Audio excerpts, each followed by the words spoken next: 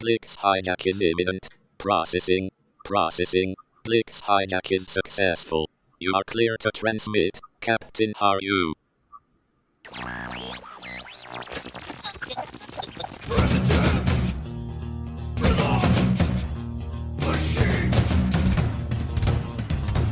John Haru, Steve MacDonald, Music Theory,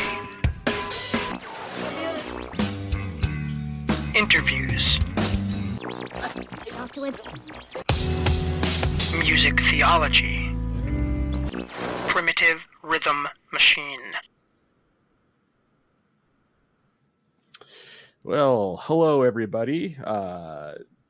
This episode of Primitive Rhythm Machine is actually kind of special because we have a return of somebody very special to the podcast. Who's it going to be? It's Steve MacDonald, everybody. He's back. Hi, everybody.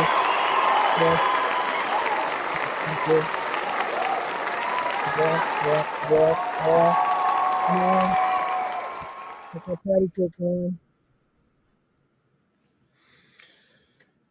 So, yeah, we have Steve back for this episode, and we have been discussing for the last 45 minutes now, trying to figure out what specifically we wanted to talk about, and it just kept dovetailing off into other conversations. So I'm like, you know what, let's just do kind of a whatever episode. Whatever. Kind of catch up on stuff, because I mean, if anybody out there knows Steve or I personally, they know that just as individuals, we can chat forever and a day, and you put us in a room together and we can go for however long. So anyway, Steve, how are you doing? It's been several months now since we've done an episode with you on it. It has been. Yeah. I've been. I am happier than a pig in poop to have you back. We can edit that in post, right? Thanks for catching me with a mouthful of soda when you said Very that. welcome. That was painful. I aim to please. I don't know. I haven't actually listened to the show or shows that you've done in my absence. Were you able to cover any of the reasons why I haven't been with y'all? No, I have been respecting your privacy. And there's only been one show in your absence. We did one with AC Peckham, the children's author, who also happens to like black metal quite a bit. That's a good combination. Oh, yeah. Yeah, we had a very sudden death in our family, and we're just sort of dealing with that and trying to get back on our feet as a family, as a just as everyone in the extended family. Everyone is being fantastic. Our church is stepping up. You guys are, playing games with strangers is fantastic. But yeah, sudden catastrophic death is not something you can just sort of, prepare yourself for. No. So coming out of that, God has been showing me a lot of life lessons. This isn't anything I would have chosen for myself, but good things are coming out of it, and I can't fault God and his wisdom. But yeah, so there's that. So I am back. A lot of healing, a lot of life changes. I've actually been a lot of work life changes as well.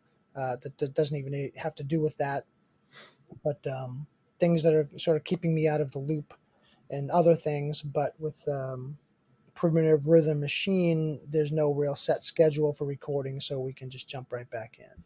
Yeah. I'm happy to have you back in something.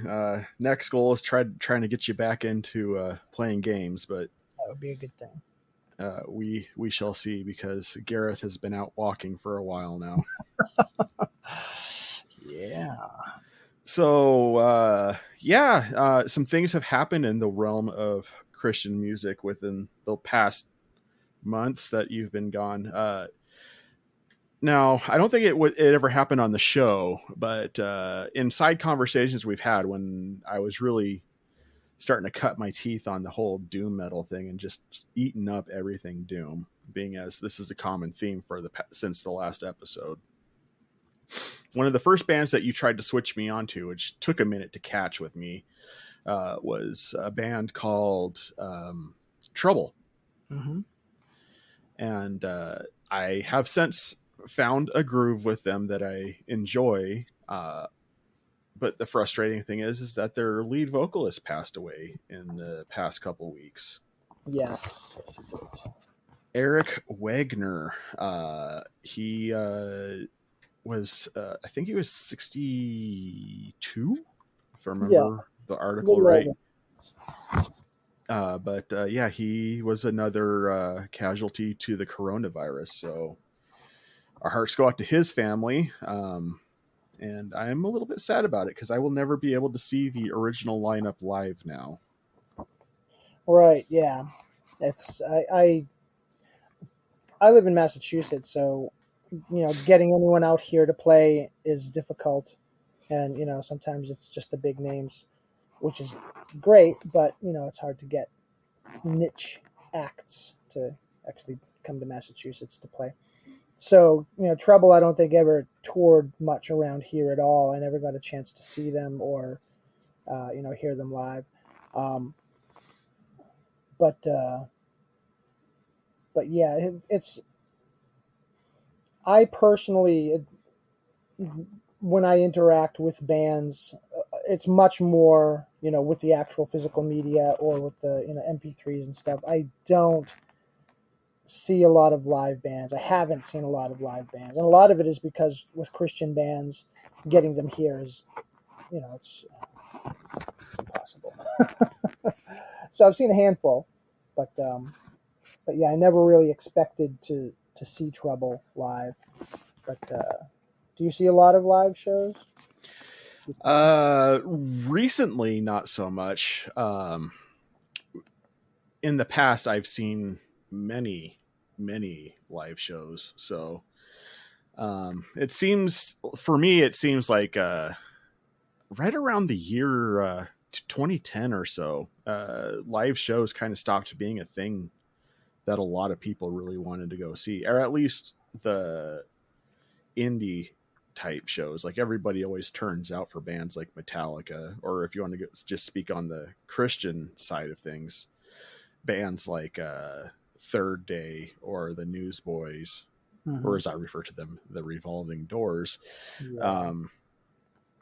They people show up for those bands, but you talk about indie bands or bands that aren't being currently played on the grossness that they call modern Christian radio at the moment. We should do an episode on modern Christian radio, because we should do an episode on it.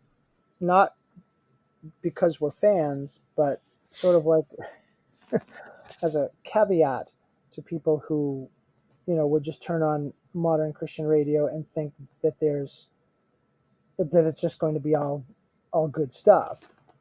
So or people who turn on modern Christian radio and think, okay, this is what Christians like to listen to. That too, yeah.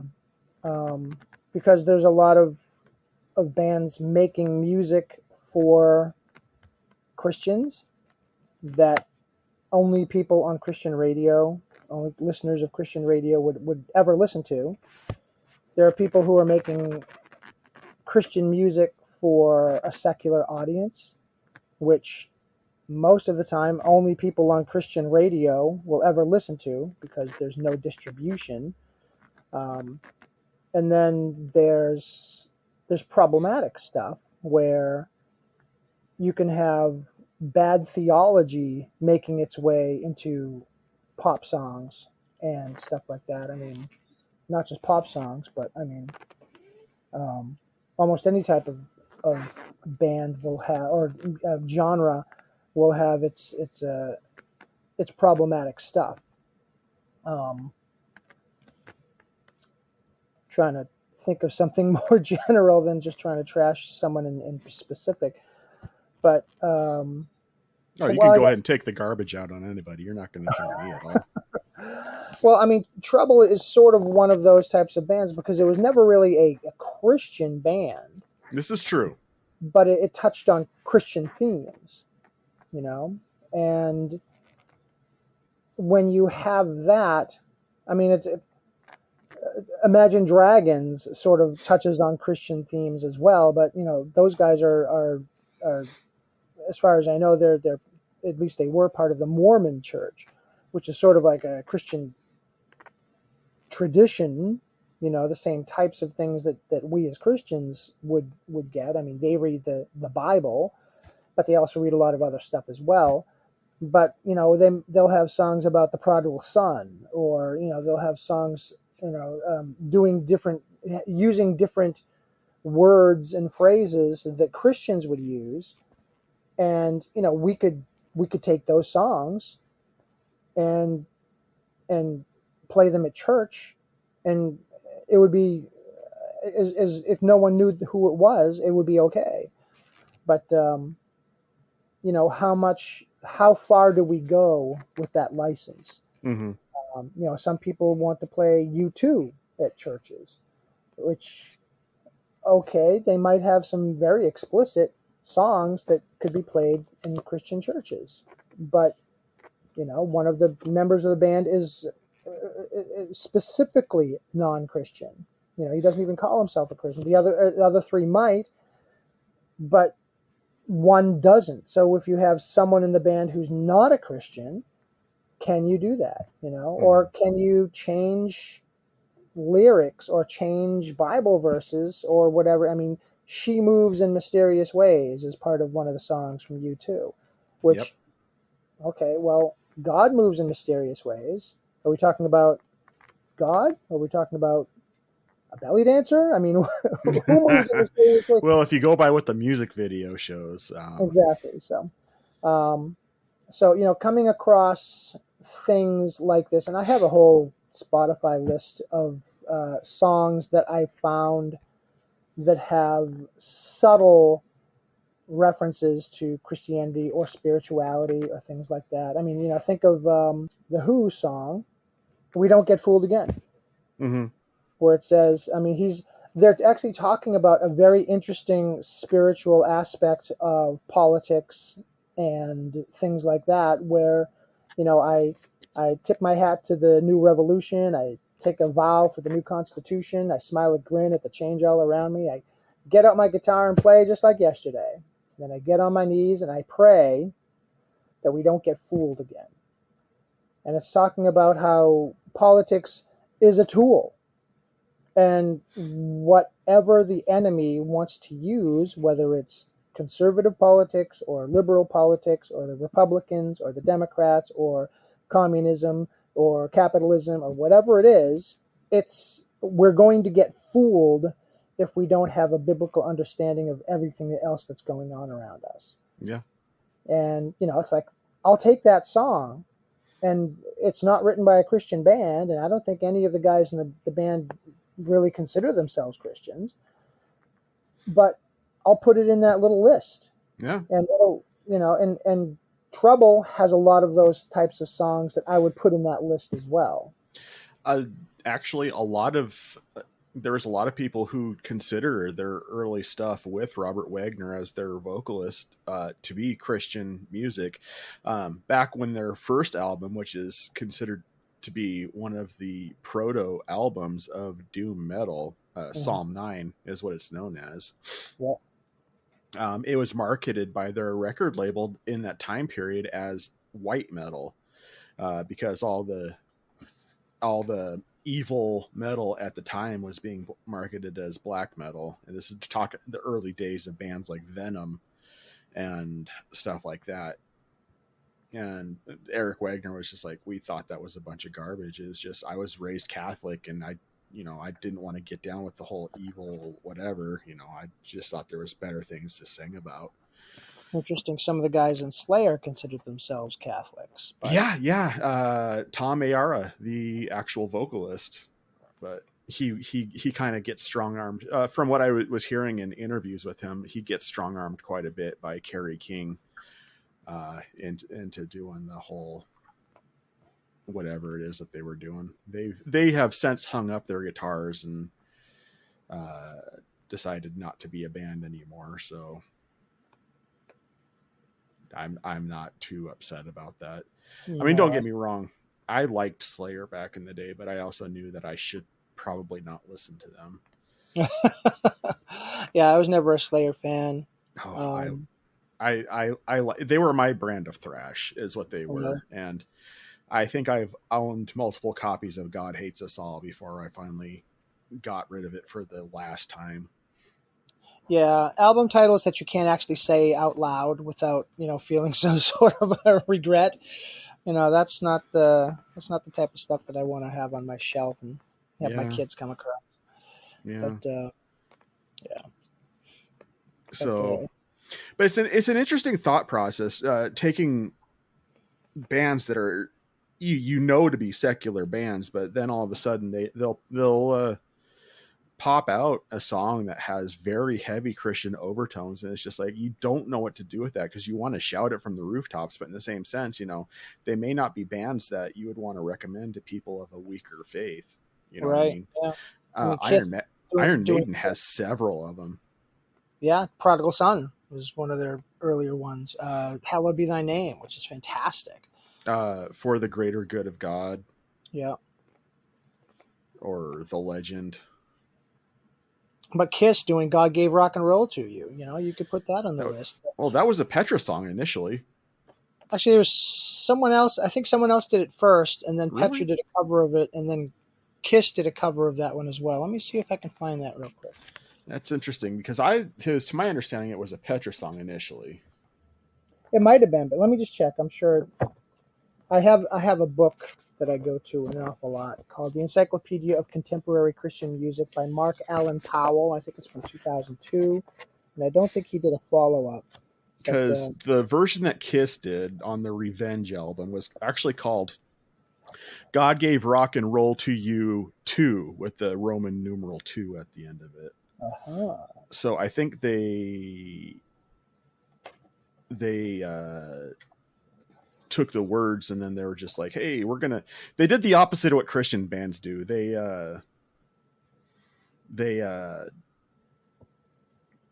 took a Christian song and made it secular.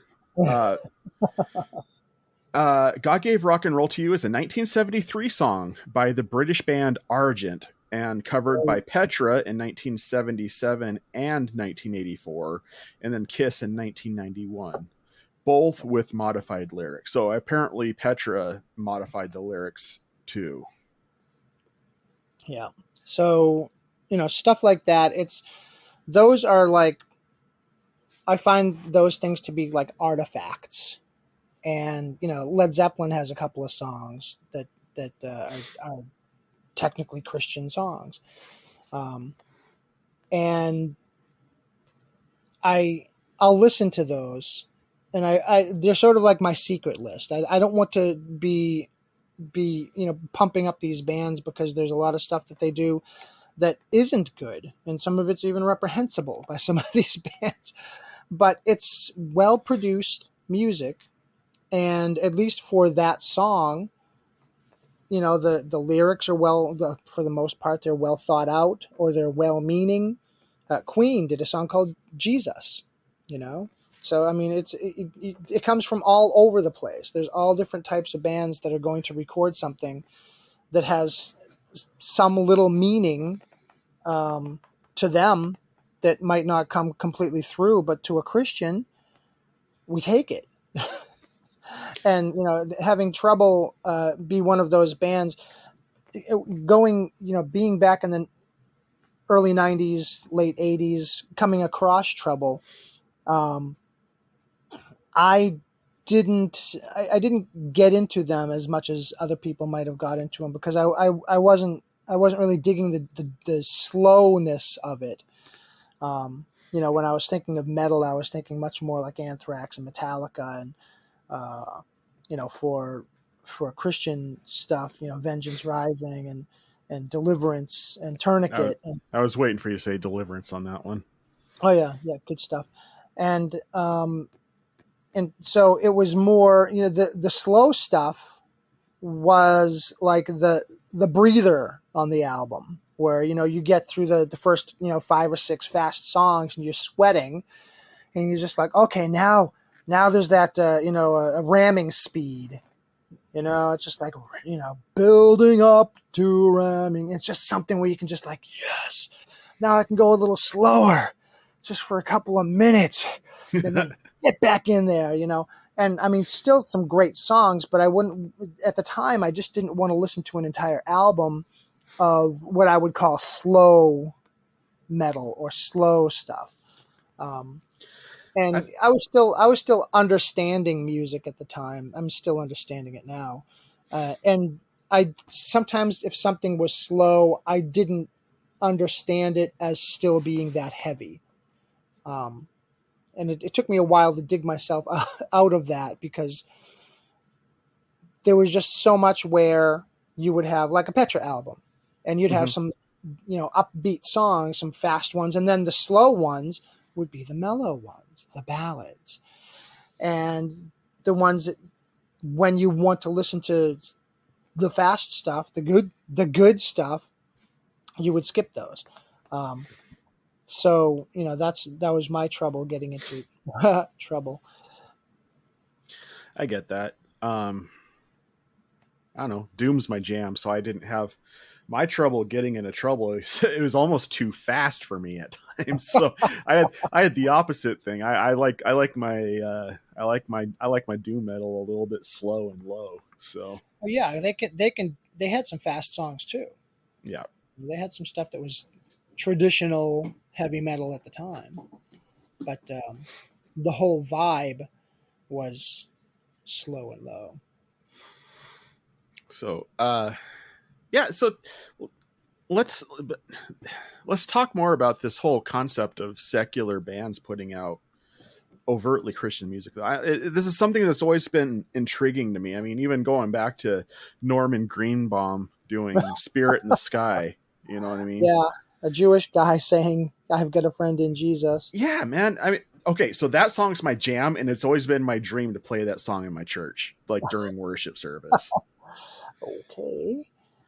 I mean, lyrically speaking, can you fault that song? Yes. I'm not a sinner. I've never sinned. I've got a friend in Jesus. Okay. Okay. I mean, I guess technically you could say, well, if all the sins of a Christian are taken care of on the cross and God chose us before time, then do the sins count? Oof, we're going into predestination now. Let's back up a little bit. Well, it would be sort of like if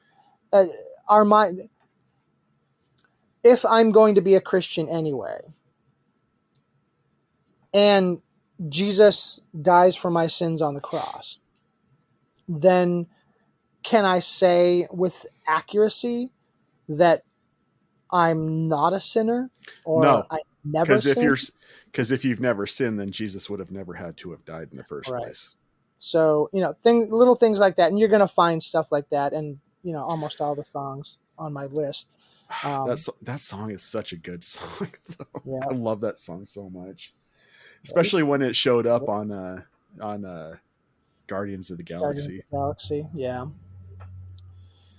Yeah, and it's just it's just the harmonics of the the guitar just fading off, and under the groove of the dun dun dun dun. It's just dun dun dun dun. Yeah, I was at a restaurant today and they played it. God, I love that. And of course, me being the musical idiot that I am, I'm always in the background going, getting that backbeat going with the hand claps. Nice. I can imagine, like, back in the 70s, man, when that song came out, just like if it were to ever play in the roller skating rinks, that probably would have like blew that roof off, because that just strikes me as a roller skating song. Maybe you roller skated at different places than I did. I wasn't alive in the 70s, so I actually can't speak to it. I'm just, this is where my imagination goes with that song. Got it. Yeah. My Yeah, my earliest encounters with roller skating and music always revolved around Goody Two that Goody Two Shoes song by Adam Ant. yeah. Don't drink, don't smoke. What do? You don't drink, don't smoke. And one of the sad things is sometimes you hear the title of a song or you hear some lyrics of a song and you're like, hey, maybe that's one that can go on my special list. And then you dig it up and you're like, oh, no. They're ridiculing Christianity. Oh, sort of like Depeche Mode's version of John the Revelator. Oh, do they do that? Yeah, I don't know about that.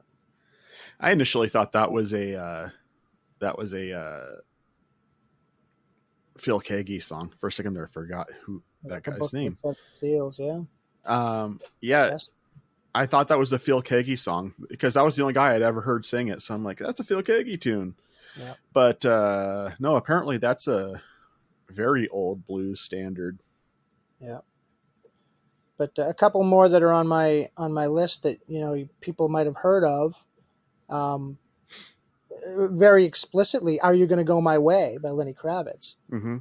and he's done a couple of songs. I'm trying to find what the other ones are. Well, he's a devout something. He's got a Christian father and a Jewish mother, or maybe I got that in reverse. But yeah. So he's I think he's one of those people who are in it but confused. So we don't really understand what might be going on with them. maybe he's a messianic Christian. Well, could be, but I mean, he could just be a regular Christian too. I'm just saying, it's a thought. Yeah, you never know. "Higher Love" by Steve Winwood. Technically, it's a song about God. That's a good song. It's a beautiful song. One of my favorites, and this is one where, as a bus driver, I sing this a lot to myself sometimes. Is "Kyrie" by Mr. Mister. Okay, Kyrie, tell me about that because I've never heard that as a reference to a Christian tune. Well, Kyrie liaison is basically "go with God," and that's what people would say back in Rome, I guess. Mm-hmm. When Christians would leave each other, they would say it's "Kyrie liaison," go with God, and the song is about traveling and going and moving from one place to the other, and it's "Kyrie liaison down the road that I must travel, Kyrie liaison through the highway of the night," and in the darkness of the night, and you can sort of see it as a spiritual type of a darkness, but in the end, sometimes people just don't know what they're really writing. It's sort of like when people say goodbye, and They say in Godspeed. reality, Godspeed, yeah. But even goodbye, yeah. But I mean, Godspeed, there's the word God in there. But when people say goodbye, they don't understand what they're saying is "God be with you." That's what the word goodbye is a contraction of. Like adios, it means goodbye, but it means adios, with God, go with God. Adieu, same thing. And other languages, and we're not taught that because we're taught, it just means goodbye. When you say goodbye to someone in a different language, this is the word you use, which is true, but what the words actually mean are different than what we're actually taught. So, Kyrie liaison could be them just picking up a phrase that they liked and making a song out of it. So it's that type of thing. I mean, Lenny Kravitz doing "Are You Gonna Go My Way" it's much more intentional. Yeah. I was born long ago. I am the chosen. I'm the one. I mean, he's talking at least about a Messiah type of a character. But even things like, go ahead. Okay, well, I talk about messianic characters within the songs. Then, would you then be able to say that "Holy Diver" would be fit on that list then? I'd have to read the lyrics to that. Because Ronnie James Dio, he said he wrote that song about like the concept of Holy Diver is about like a Christ figure on a different planet. Like, yeah, it gets a little dicey when it's displaced that much. I'm looking it up right now and trying to get a real quick look I love at me it. some Dio, so I mean, you know. Oh yeah, a fantastic voice. In fact, I was going to talk about a different thing with him as a singer on one version of it.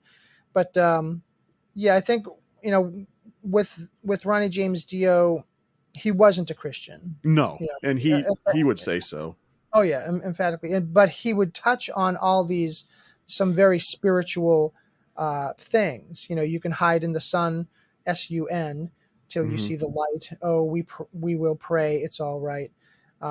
So you know, he's touching on these elements in spirituality and things like that. But it's in this mystical realm that he Mhm. created, and you know, in the end, having someone who is a messianic figure, I wouldn't put this on my list personally because it's not close enough.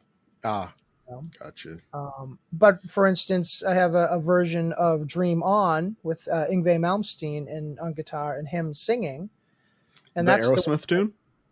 the Aerosmith tune, yeah, and because it's I forget exactly what the lyrics are, but it's talking about trying to get to the lyrics in my head real quick because now I have Holy Diver in my head. Thank you very much, Well, someone. while you're pulling those up real quick, let's go ahead and cut to a commercial for whatever it is we're going to be supporting this week, and when we come back, we will discuss this further. Okay. All right, so what we like to do here on the Retro Rewind podcast is at the end of our like section, we do our classic makers, the things that we loved most about the movies we cover. I'll start us off, then we'll go to Paul.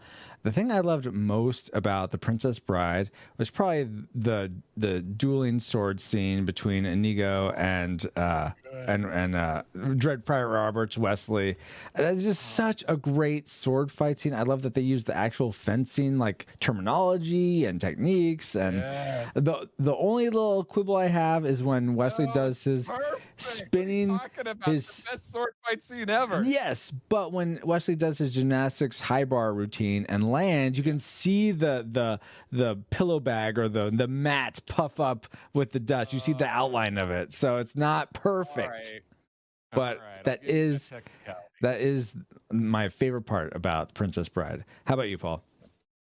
My favorite thing about The Princess Bride is the movie The Princess Bride. I just love that it exists. I love the story. I love the characters. I love the cast. I love the interaction. It's just it's one of my top favorite films of all time. So I like the whole movie. Paul, how can that be your top movie when, as good as that sword fight is between Wesley and Inigo, I feel like the one between Inigo and the Six Finger Man should be even more epic, and it's sort of like isn't as good. It's not better. No, that it will be less because Wesley's better, so therefore that fight would be better. All right, fine. You know what? All right, well, I guess, but now we do have to talk about. Oh, darn it! I always do this. How come I cannot remember one more thing I liked? Comm Talk by Geek Devotions. You're listening to it right now. All right, and we are back talking about Dream On, Ronnie James Dio, and Yngwie Malmsteen. Yeah, they do a fantastic version of it. But the part that I was thinking of, he says, "Sing with me, sing for the year, sing for the laughter, sing for the tear, sing with me if it's just for today. Maybe tomorrow the good Lord will take you away."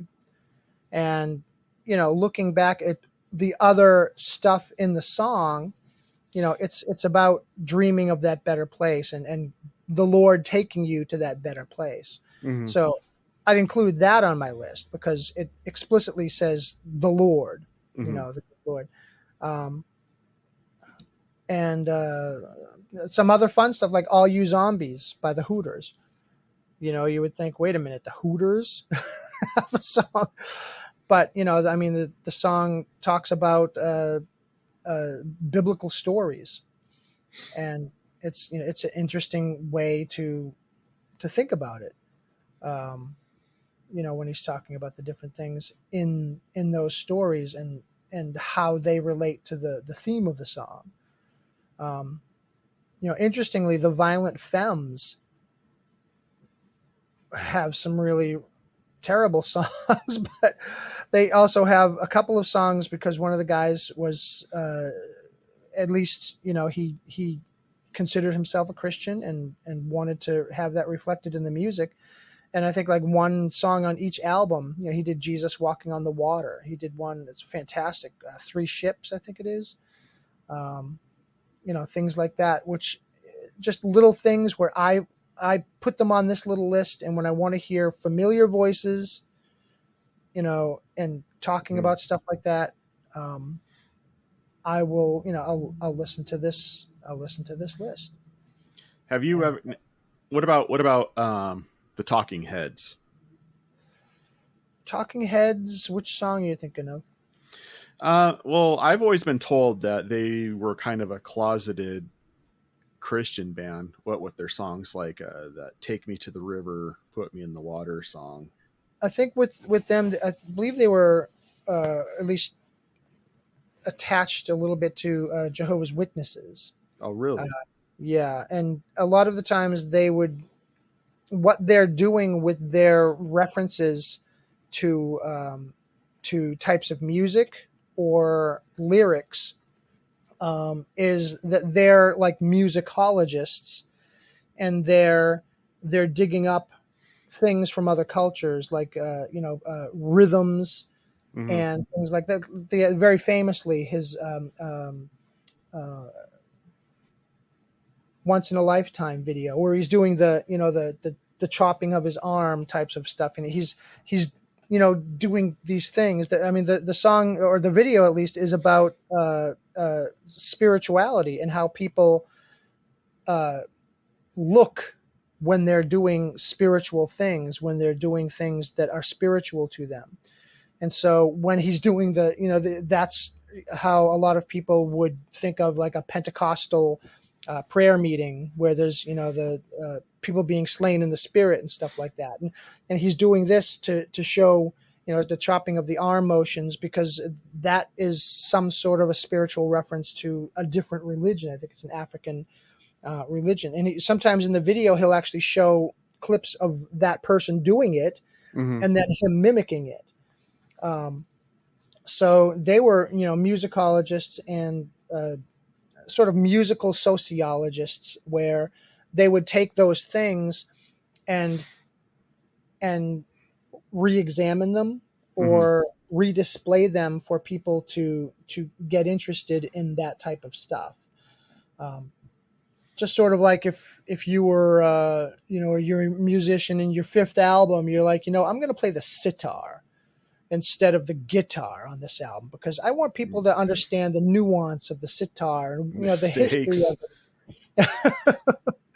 Or something, and you want to sort of broaden yourself as a musical artist, and you want to sort of bring that to your audience.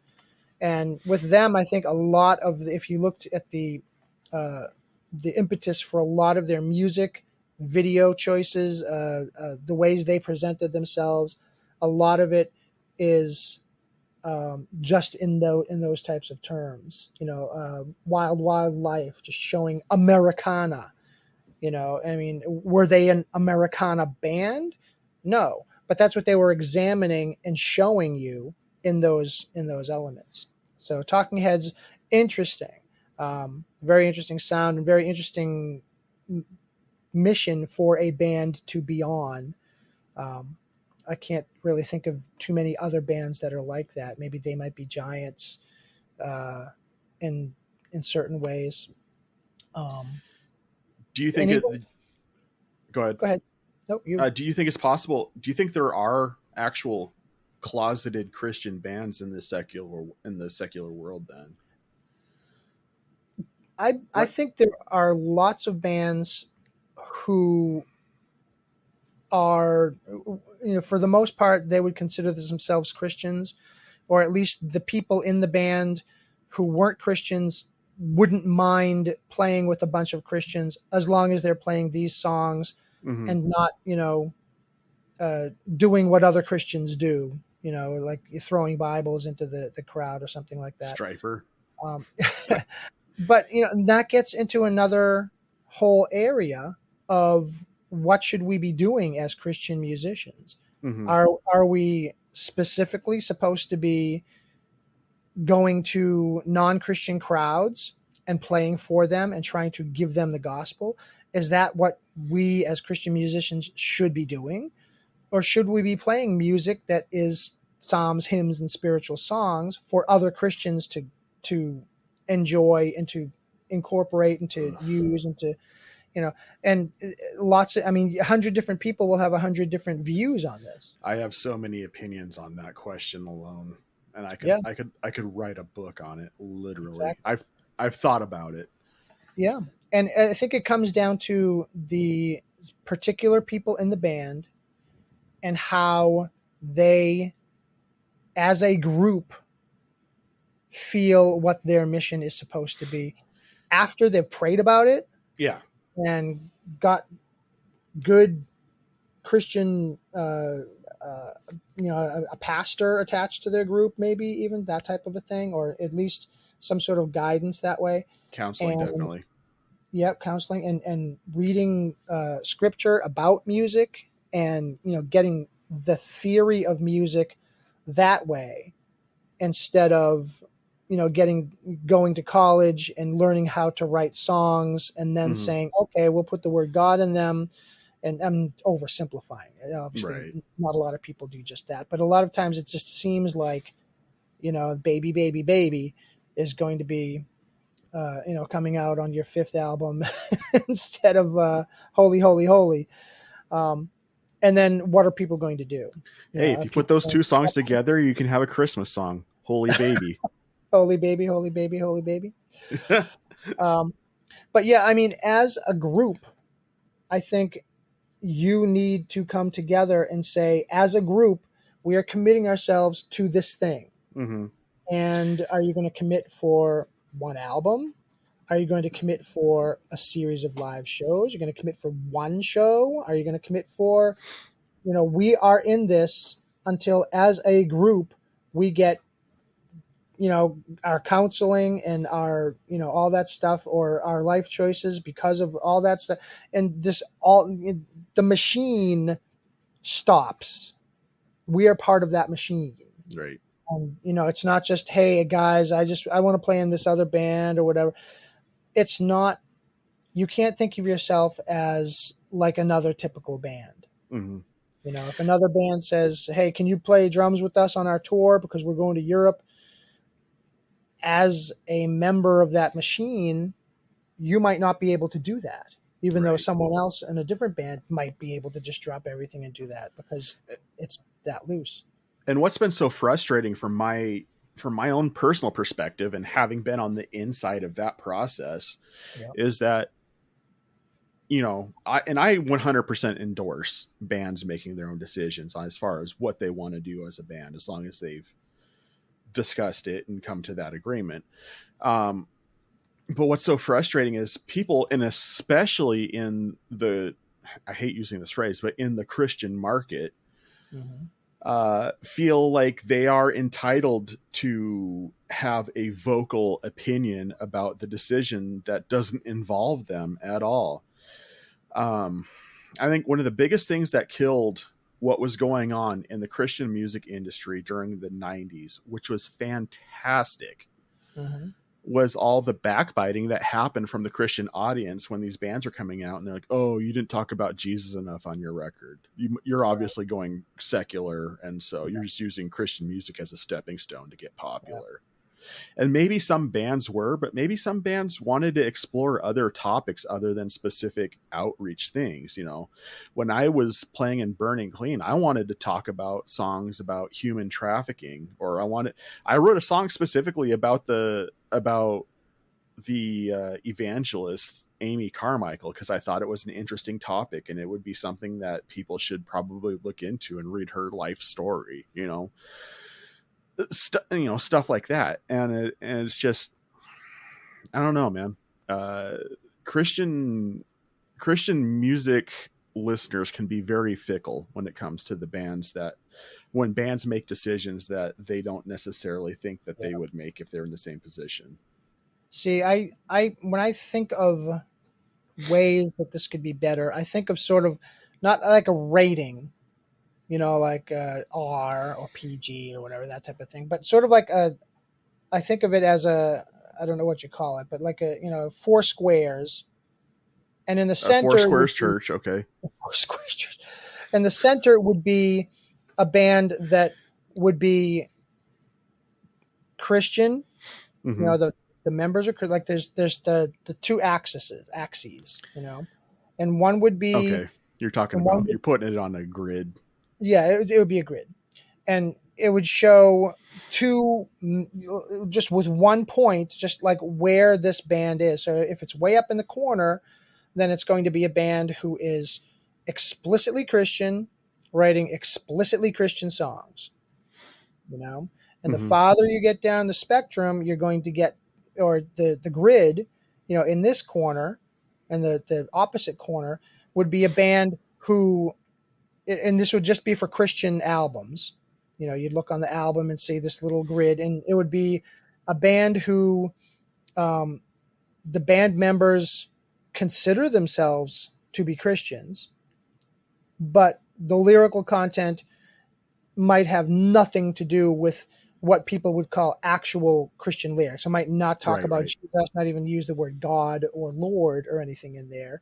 Might not even be spiritual songs. It could be songs about human trafficking, So you would get that little thing, and just in a glance, you could say, "Oh, this is my jam over here. I like it when it's explicitly or whatever," and you could just instantly see that, and you would be able to track it. So most bands would be, in this little circle, and the ones that sell the most could be in this circle or whatever.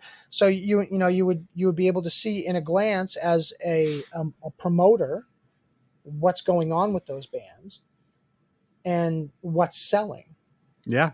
So, and as a buyer, you could look at it and say, oh, here's this album by this band that I like. Oh, look at that. I never noticed that whatever it is. And just in a glance, you could tell. And it's not going to be like, telling you every single thing or how many times the word Jesus is on the album, whatever like that. But it would at least be some sort of an indicator. Yeah. Now, I'm the first person who's going to say there would be problems with that, because what happens with a band like Imagine Dragons, who are Mormons, but they would say, we're part of the Mormon church, but we consider ourselves Christians, and we play good music, and we actually use the word Jesus. So where are you going to put us in that grid? Right. So things like that, where you're going to have people who are not part of the actual Christian tradition who are wanting to be in on that. What about these other songs in my other list? Would they even make it on that grid? Probably not, for the most part. I already know where all my bands would land on your grid there too. All my bands would circle this where the 2 axes I meet. I always try to keep it fairly centered. And it's like I want to include God in every song as much as I can, but in the same sense, it's like I'm not what you would call an outreach band. I talk about life through a Christian lens is basically how I've always been. Yeah, and that's another thing you could do. Like when I look for movies, for instance, I'll look and it'll say action, thriller, sci-fi.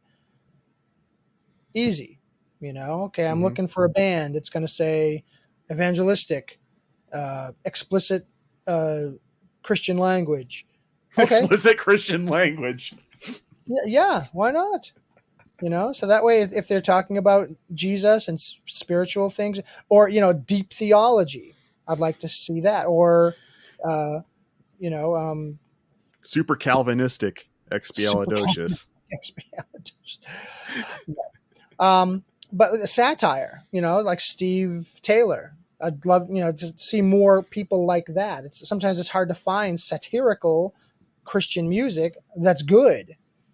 And every once in a while, a band will come across one song or something that's good in that category. But to find something that lasts and that endures, that you could tie a tag onto it, and then you could just sort by that.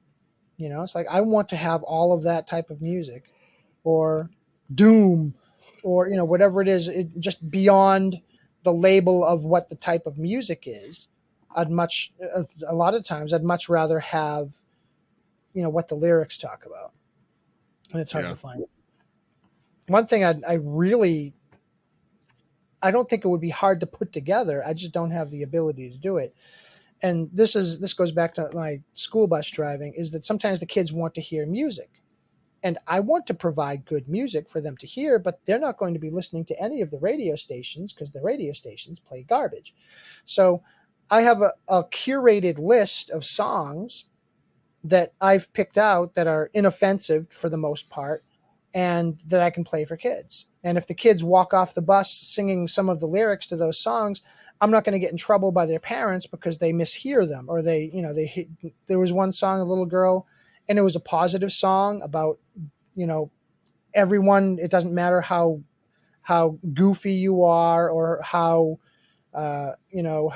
messy you are. You're one of us. You're just the same as everyone else. But one of the lyrics was something like, I'm a mess, I'm a loser, things like that. And I'm like, a little kindergartner coming off the bus and singing that to their mom and saying they learned that on the bus. I don't want to be that. I don't want to be that guy. Has to have that conversation with the parent, So that song, even though it had a good message, was off the list. Did Ben ever tell you about his experience with the Bushes of Love song that Bad Lip Reading did for the Star Wars Episode 4? I don't think so, no. Do you know what song I'm talking about? I don't think so. Oh. Should I stop and watch and get back to the episode? No, you can watch it in your spare time, but there's a lyric in it where it's the chorus goes, "And every day I worry all day about what's waiting in the bushes for us, because something's waiting in the bushes of love. Something's waiting in the bushes for us." If you know Bad Lip Reading, all they're doing is they're just putting words in people's mouths that they're not actually saying and being goofy about it. Well, apparently one of Ben's kids, they were staying the night at their grandparents' house. And then when they got home, they called Ben and they're like, is your daughter okay? And he's like, yeah, why? And he's like, oh, because on this piece of paper, I just saw that she had written, "Every day I worry all day." And Ben's like, it's a song. It's a YouTube thing. Don't worry about it. So in that thing you were talking about with the kindergarten there, that was where my mind went. I'm like, oh yeah, Ben's got experience with that. Yeah, that type of stuff. But what I would love to put together is something that would look at the lyrics of the song, look a little critically at the artist, because if someone's an activist for some agenda or social thing that is not good, I don't like to have that represented on my list. So there are whole people who I don't have on my list who are super popular and might make positive songs that I'm not going to have on my list because that person is for instance, I don't have any Christian artists on that list because Christians, for the most part, have an agenda when they're making their songs for the public. So I don't put a Christian song on my list because it wouldn't pass that test. But the thing that I would make would be some sort of a program where you would say, I'm going to toggle this switch. So do I really care about, simple swears like the H word or the D word or something? Okay, toggle that one way. And then, a subject matter. Do I really care if it's explicit or not? Okay, toggle it that way. And you could toggle all those things, and it would just pop you out a list of music that's good. And however you feel about music, it would give you a list for that. If you toggle all the other way, I guess you could toggle it the other way and get some really explicit swear word songs. Awesome. Let's do that. Well, maybe I wouldn't have it do that, but it would just be like a list of songs that you approve, curated by you because of the toggles. Yeah, just that way. I would love that. I had a thought. And Sorry. it's gone. No, it's fine. It's fine. Thought. Yup. So, well, cool, man. I don't know. I think I've talked myself out at the moment. Let me see if there's. I'm just going to go down the list of songs again and see if there's anything that might jump out as something that is really crazy. I went and talked about the bushes of love, and now I got that tune just running through my head. Running Up That Hill by Kate Bush. Love that song. If I only could, I'd make a deal with God and get him to swap our places. Silent Running by Mike and the Mechanics. I was going to talk about that. I was going to talk about that song. That was one thing I was going to mention. Was like, would that make your list? But apparently, you've already answered that. And it's one of those things where it's not perfect because it says, better you should pray to God, the Father, and the Spirit. And I'm like, what about the Son? Somewhat out there. But still, it's a really cool song too. But I would pose this to you then, because Jesus claimed that he and the Father are one. So thus, by saying the Father and the Spirit, isn't that still inclusive of? Sort of. But when you're making a list and you intentionally don't include Jesus, I don't know. But anyway, it's on the list. It's on the list. I'm just pulling the same maneuver that you gave to me with Spirit in the Sky. So that's good. When will I ever learn to live in? Hold on a second. When will I learn to ever live in God by Van Morrison, which is a fantastic one. Let's see. Turn, Turn, Turn by the Byrds, right out of Ecclesiastes. God Only Knows by the Beach Boys. Here's a good one. Let's Go Crazy by Prince. Oh, no. Let's go. Yeah. Okay. So he was Jehovah's Witness. Yes, sir. Okay. Got it. But this song specifically is about the whole spiritual thing. And he talks about the de-elevator in there. And that, of course, he's talking about the devil. And so it's a very interesting one to have on my list. It's maybe just like a borderline one. In fact, it says explicit, but I think it's because some of the songs on Purple Rain were explicit, and they just probably gave every song on this thing. I can name a song that is very Christian themed that does have some explicit lyrics in it. There might be a few. What is it? Jesus Walks by Kanye West. Yeah, it's not on my list. I didn't think it would be.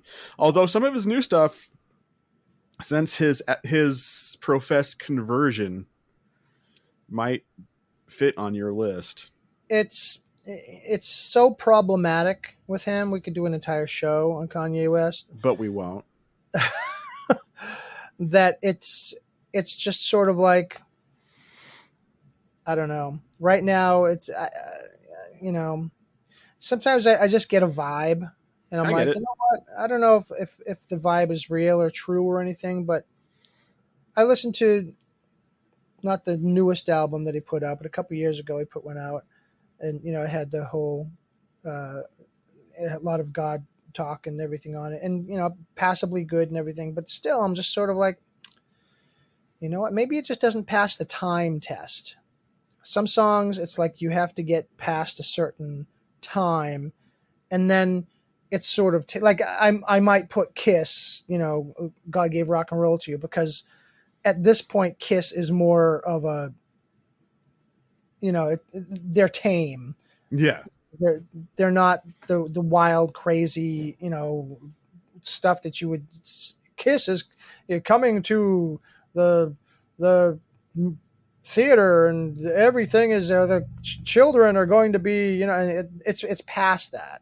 Yeah. So and to a large extent, all of this music is sort of past that first level, right, where coming out of the 60s, I wouldn't have put, the half of these bands on here, because they were in the culture of the drugs and the positive emphasis on sexuality and alternate forms of sexuality and things like that. And it would be too close to the point that you're trying to get away from. And that's a lot of it. This is before your time, but a lot of the times when you had, the anti rock and roll feeling in Christian churches is because these people in these bands were really living out sinful lifestyles and trying to normalize them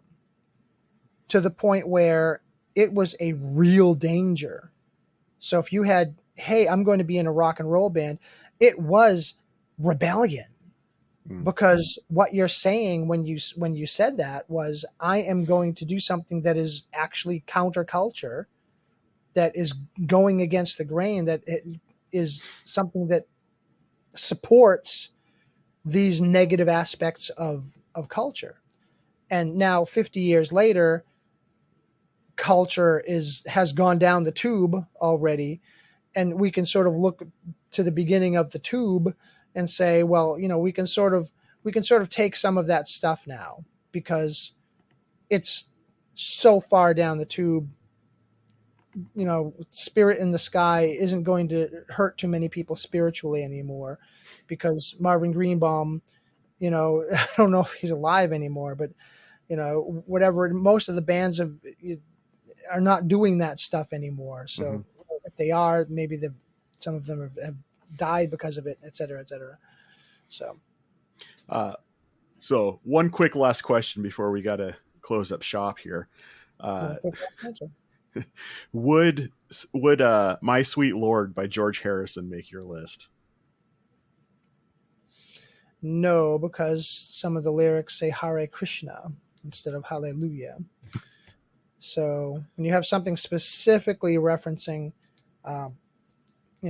cultic or occult or, other religions positively, then I would not include that on my list. All right. So. Well, Steve, I've loved having you back. I really want to start hammering these out with you again because you are my favorite person to do these with. Oh, stop it. You are my musical aspirations. Dallas, and Dallas is your new fun guy. Oh, I love Dallas, but yeah, who doesn't? But I can't blame you. But I will say I felt close enough to openly weep for you when you had that tragic death that you were talking about, and I don't say that. I don't do that for anybody. So yeah, I know it was difficult for me to initially to have to keep walking people through what happened, but as I did, it became cathartic. Yeah. And I just talked to someone yesterday who didn't know the whole story, and I was able to do that. And even today, I was talking to some people who were part of it in a way, but didn't know some aspects of it. And walking through it helps me. And having, you and the other Playing Games with Strangers people there, it was like that's not my job, is to bum you guys out with, details of my life, but you deserved to know, and you deserve to know more detail than just, hey, she had an accident and she died. Right. But in the same sense, as Christian brethren, I think that we had an obligation to mourn with you, though, too. And I really appreciate that. That was a first time experience for me. So you've got that. Because anybody who knows me knows that I am borderline sociopath and I don't feel things. So that was interesting. Proof that he feels. But that whole situation, probably something for a show a different day, maybe even a different show altogether. But bringing us down, you can find Steve and I also on the podcast that we've been mentioning, Playing Games with Strangers, and on Supersonic Pod Comics. Steve has an excellent podcast called Strangers and Aliens. He does with Ben Avery and Evan David and Dr. Jace Emeritus. Did I say that right? Yeah. All right, because I always want to say posthumous, and I'm like, no, that's wrong. Poor Dr. Jace. I keep killing him every time I talk about him. Hippopotamus. He's the only one I haven't had any kind of interaction with. So he's the rare Pokemon for me. Yeah, I think we've actually done more shows with Evan now than we did with Dr. Jace, which is kind of weird. That's okay. Dr. Jace is still the OG for me. So, at any rate, what's that? Cool. Evan's cool too. Yeah, he just has some ideas I disagree with, and that's okay. We don't all have to agree on everything. So, but with that being said, we love everybody out there who's listening to us. Please like, recommend, review, subscribe, all those fun things. And we'll catch you in the next episode of Primitive Rhythm Machine. Later, everybody. God bless you all.